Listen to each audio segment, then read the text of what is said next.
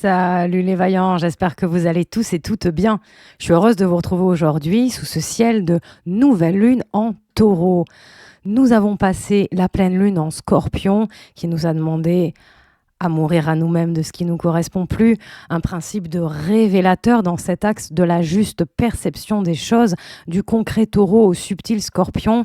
Nous le savons en astrologie, quand le soleil est dans un signe, la terre se place dans le signe opposé. Donc nous sommes en plein dans cet axe taureau-scorpion, un axe relié au corps, aux perceptions des choses. Le taureau nous parle de nos cinq sens. Il nous parle aussi surtout de cette notion de plaisir, de plénitude. C'est la phase de la substantification. On émerge en bélier, le signe précédent. On est dans toute la brutalité d'une naissance, quelle qu'elle soit. Un être humain qui naît, bon, c'est sanglant.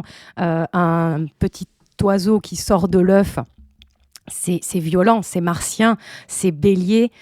Et nous avons justement une nouvelle lune, taureau, ascendant bélier, comme quoi l'univers prévoit encore tout ce qu'il faut. Il ne laisse pas la place au hasard pour nous permettre de cheminer intérieurement. Cette nouvelle lune en taureau se place, comme vous pouvez le voir, à 18 degrés du signe des taureaux. Je vous invite donc à aller voir qu'est-ce qu'il y a dans votre thème aux alentours des 18 degrés du taureau. Qu'est-ce qu'il y a en face aux alentours des 18 degrés scorpion. Si on est pote de génération, vous devez avoir Pluton en face. Dans les années 90, on avait Pluton en scorpion. Donc pour nous, les années 90 en large, c'est du sacré taf et il y a beaucoup de... ça décape. On meurt à soi-même de ce qui nous correspond plus, comme je vous le disais. Mais je trouve que cette nouvelle lune nous parle avant tout de plaisir, de plénitude. Qu'est-ce que notre corps nous demande avec le taureau ? Le taureau est gouverné par Vénus et nous avons Vénus en taureau à 10 degrés, vous le voyez, en maison 1. La maison 1 est affiliée au bélier. Donc on vient, pour cette nouvelle lune, devenir, comment je pourrais dire ça ? L'opportuniste de notre propre existence, voyez. On vient prendre notre place, assumer notre individualité avec l'ascendant bélier. Et vous le savez, individualité, c'est être indivisible.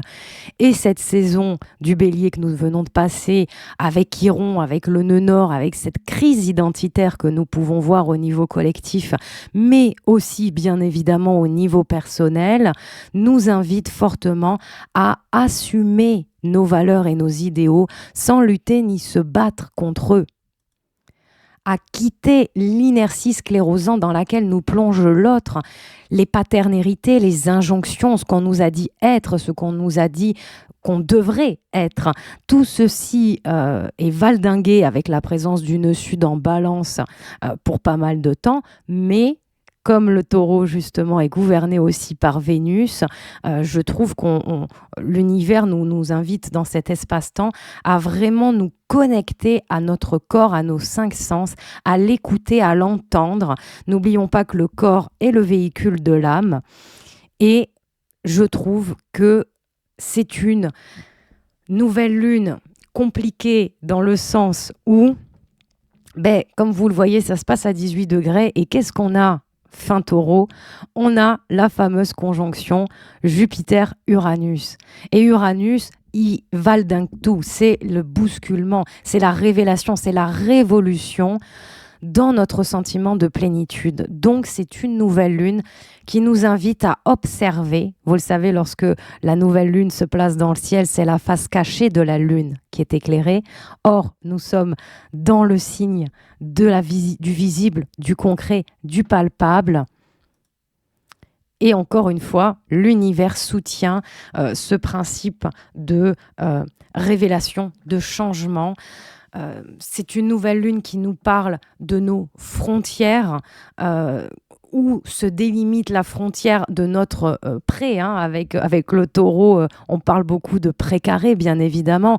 Le taureau se prend Uranus depuis un moment, donc le taureau vient après le bélier, donc vous comprenez bien que il vient ici stabiliser, il vient ici ancrer, mais Cette nouvelle lune nous dit attention, là où tu t'ancres, là où tu te poses, là où tu peux te penser en sécurité et dans une certaine plénitude, se cachent peut-être des mécanismes de défense, se cachent peut-être des manquements à soi-même.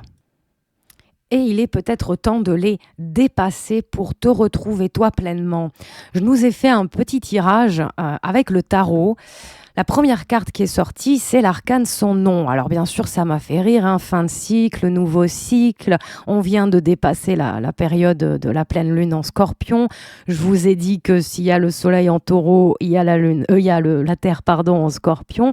Donc je trouve ça plutôt raccord. Donc ok, il y a quelque chose à éradiquer et au cours de la journée de mercredi, la Lune va continuer son parcours et va se taper la conjonction Jupiter-Uranus. Donc, le taf continue, le ménage de printemps continue, alors que nous sommes dans ce signe de la plénitude. C'est vrai que le mois de mai, en tout cas la saison des taureaux, j'y pensais la dernière fois, en France en tout cas, on a quand même beaucoup de jours fériés. C'est le moment où on reprend le barbecue, où on se pose, les jours rallongent.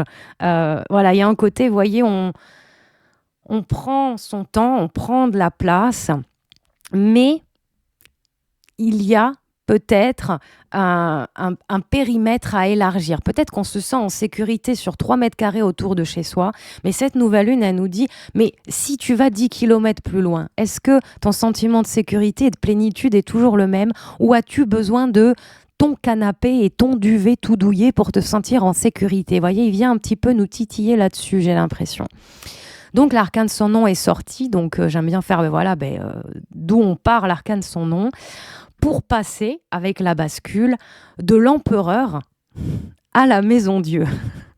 Donc on voit bien ce côté uranien-plutonien qui est en cours, je trouve, avec ces deux arcanes majeurs. Et l'empereur, comme vous le voyez, assis sur son fauteuil, tranquillou, qui regarde quand même le passé. Donc on voit qu'il va falloir bouger de son trône, certes confortable, mais bon, la vie nous attend ailleurs aussi. L'empereur est comme ça, assis tranquille sur son trône, parce qu'il sait que les frontières de son royaume sont bien gardées. Et donc c'est une nouvelle lune qui nous invite à contacter notre zone de plaisir, par-delà et au-delà nos frontières préconçues. Nous avons tous des projets, nous avons tous des idéaux, et peut-être que dans une certaine mesure, on se prive d'être cet opportuniste dans notre propre existence parce que ça nous rassure de ne pas bouger et d'être là. C'est pour ça que la maison Dieu qui suit me fait beaucoup penser, en fait, dans Disney, à la petite sirène, à Ariel. Vous voyez, elle rêve d'aller sur Terre, elle rêve d'ailleurs, elle a son père, son héritage familial, c'est quand même une fille de roi, elle a un royaume à gouverner, et pourtant, elle se coiffe les cheveux avec une fourchette et se rêve sur d'autres contrées.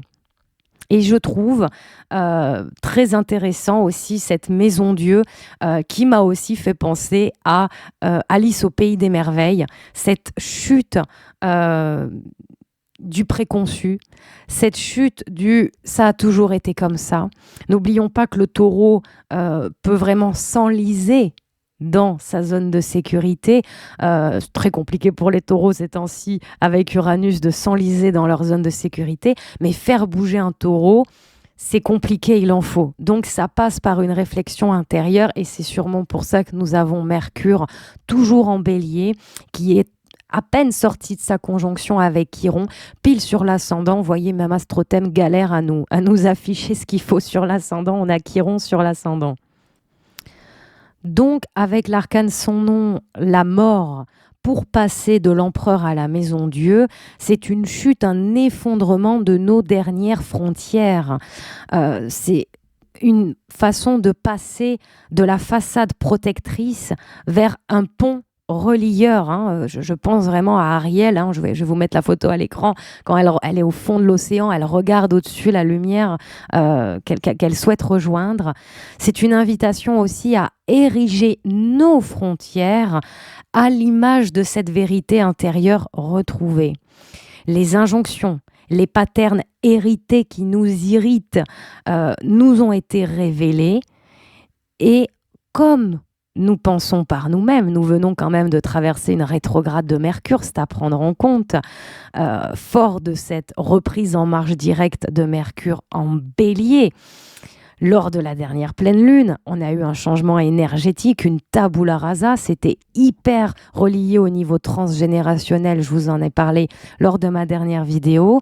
Nous nous dirigeons vers l'étoile, comme nous dit le tarot, pour aller vers l'étoile, être à sa juste place, sans furiture, et que le flot de nos paroles, que nos actes et nos créations abreuvent le ruisseau et nourrissent notre terre, taureau, au lieu peut-être de l'infecter et de la polluer, de y mettre nos peurs, nos craintes, nos manquements à nous-mêmes. Ça peut être très compliqué et ce serait très dangereux de passer à côté de soi et de ces élans aussi ambitieux que culottés qui peuvent nous venir en tête en fait, qui peuvent vraiment s'inviter dans nos vies. On a toujours voulu faire du yoga, mais ah oui, mais ça coûte cher. Ah oui, mais j'ai pas le temps, j'ai ça, j'ai ça, j'ai ça. Ah oui, mais quel jour de la semaine je vais pouvoir sacrifier pour pouvoir faire du yoga? Attention à comment on se parle et à comment on parle. Si on a toujours voulu faire quelque chose, cette nouvelle lune nous invite à prendre le temps de faire cette nouvelle chose, à revoir les frontières de notre royaume dans lequel on se sent en sécurité, à faire tomber avec la maison Dieu qui est, vous savez, une ouverture au niveau de l'esprit. La tour tient la route. C'est au niveau de l'esprit qu'on change pour aller vers du plus fertile. C'est pour ça que les deux personnages vont cueillir une fleur vers ce qui est fertile. Et c'est très taureau-scorpion, cette idée de faire de l'humus en scorpion pour trouver du terreau fertile en taureau. Donc, pas seulement faire germer, mais mettre en terre, s'occuper de son jardin intérieur, aligné au cosmos avec l'étoile, la finalité, la porte de sortie que nous invite à prendre cette nouvelle lune, aligné au cosmos, les pieds sur terre et le cœur ouvert au ciel. Donc, une invitation à cultiver et à entretenir en soi le fait de se faire confiance, le fait de s'écouter. On a un Mercure conjoint à l'ascendant. Je pense qu'il est hors de question de se brider, de se censurer. Vous avez envie de faire de la peinture, vous avez envie de faire du yoga, vous avez envie de partir en vacances 15 jours, faites-le. Et souvent, il faut de l'audace et du culot pour s'autoriser à faire ce genre de choses. Je n'ai pas votre thème sous les yeux, donc bien sûr, on pourrait être plus précis en consultation. N'hésitez pas si vous voulez faire le voyage avec moi. Cultivez aussi le lâcher-prise, parce qu'en même temps, le mental, il va être prédominant. On peut avoir la tête qui gonfle, qui enfle, ne pas s'identifier à nos pensées et peut-être plus passer dans la matière, dans l'acte, dans l'action, dans le concret. Ouvrir les yeux et faire en conscience. Pourquoi pas méditer aussi? On est pleinement dans notre corps quand on médite. On a peut-être même nos 5 sens qui sont plus ouverts et réceptifs à ce qu'il y a aux alentours. Les leviers qui nous sont proposés pour cette nouvelle lune, j'ai tiré la carte de l'ermite, suivre notre lumière intérieure. Et c'est vrai que lors d'une nouvelle lune, c'est la face cachée de la lune qui est éclairée. Donc, impossible de regarder dans son rétroviseur. J'ai vraiment eu cette image de voiture et de rétroviseur, le passé avec l'empereur. En fait, c'est lourd. Si on essaye de refaire du nouveau avec de l'ancien, ça va être du faux nouveau. Ça va être du faux changement. Ça me fait repenser à ce qu'on disait lors de la nouvelle lune en Verseau passée. Le changement avec l'allégorie du nouveau chewing-gum qu'on mange. Ok, nouveau chewing-gum, il a un nouveau goût, trop bien. Il est nouveau pendant 5 secondes. Et quel dommage. Là, on va vraiment en profondeur. On initie le changement. On devient opportuniste dans notre propre vie, brandissant l'étendard de ce qui nous plaît, de notre plénitude, de notre plaisir, de ce qui nous nourrit. Et c'est vrai que vu le contexte actuel, c'est un peu un acte révolutionnaire que de prôner le plaisir et la plénitude dans ce monde de violence actuelle. Mais tâchons, nous d'œuvrer en nous-mêmes pour que de l'individuel au collectif, les choses puissent bouger. Donc, ça nous renvoie les reflets du passé à dépasser. C'est depuis combien de temps vous voulez vous mettre au yoga, vous ne l'avez pas fait. Depuis combien de temps vous voulez vous mettre à la peinture, vous ne l'avez pas fait. Nous sommes dans l'ombre et dans la lumière, face à l'ombre et à la lumière de nos actes, de nos choix, de nos non-choix et de ce que nous n'avons pas fait quelque part. Donc c'est une descente sans rappel en soi-même pour, sous ce ciel sans lune ni soleil, sans lumière, nous puissions méditer, se retrouver au petit matin, parce que la nouvelle lune, vous voyez, elle se passe juste au petit matin, elle va bientôt passer l'ascendant, pour qu'au petit matin, nous soyons prêts à partager au monde notre lumière intérieure, authentique, indivisible, les chaînes brisées de ces patterns et de ces injonctions qu'on peut se mettre à soi-même.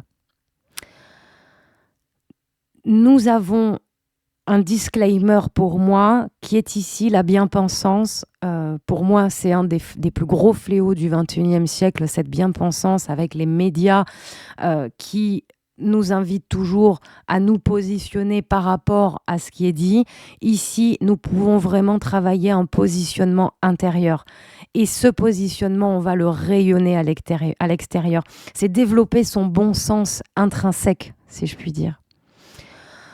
On dit du taureau que c'est le signe le plus lumineux du zodiaque puisque dans son glyphe se cachent le soleil et la lune.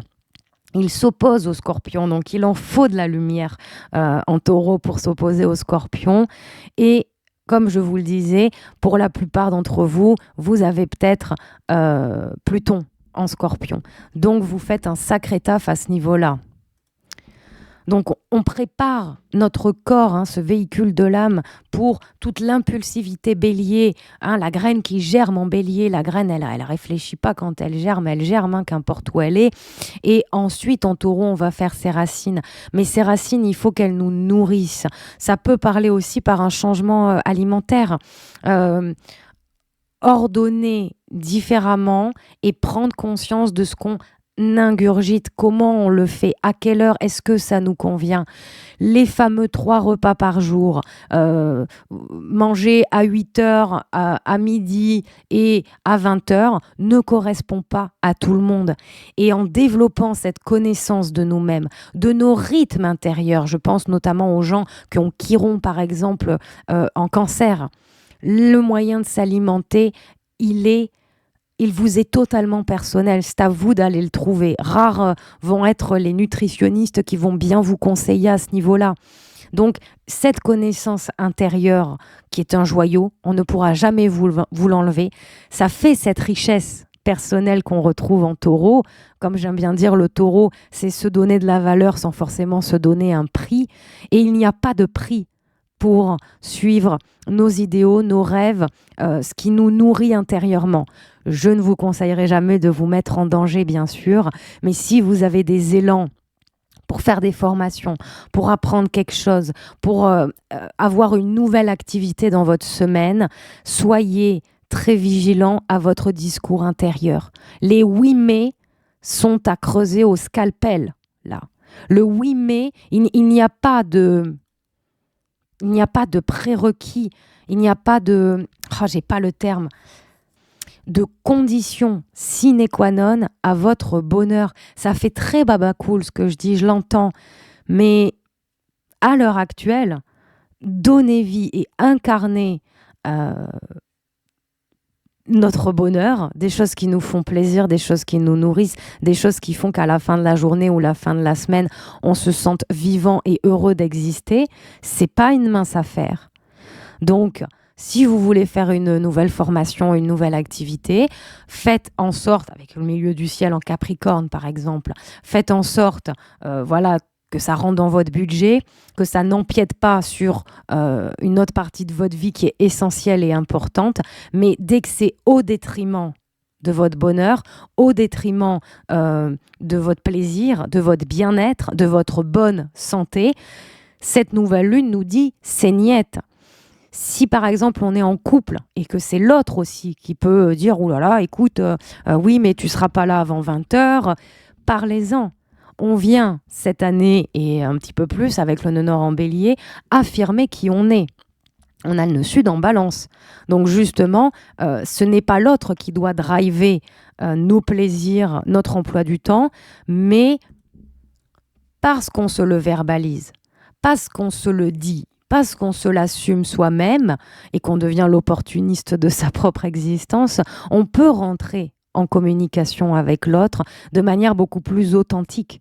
Et je pense que le nœud sud en balance, c'est ce qui nous invite à faire. Ça ne veut pas dire pense qu'à ton nombril et appuie sur le bouton de la bombe nucléaire, comme certains le vivent, mais c'est plutôt parce que tu t'affirmes et que tu assumes ton individualité, ta relation à l'autre sera d'autant plus saine et ne t'amènera pas vers des hésitations, des perditions, des manquements à toi-même qui, au bout d'un moment, peuvent être somatisés. La somatisation lors de cette nouvelle lune peut être un indicateur. Et j'insiste parce qu'au cours de la journée, la lune va continuer son périple et va se retrouver conjointe à Uranus et à Jupiter. Donc Uranus, il prévient pas, il débarque, c'est le chamboulement.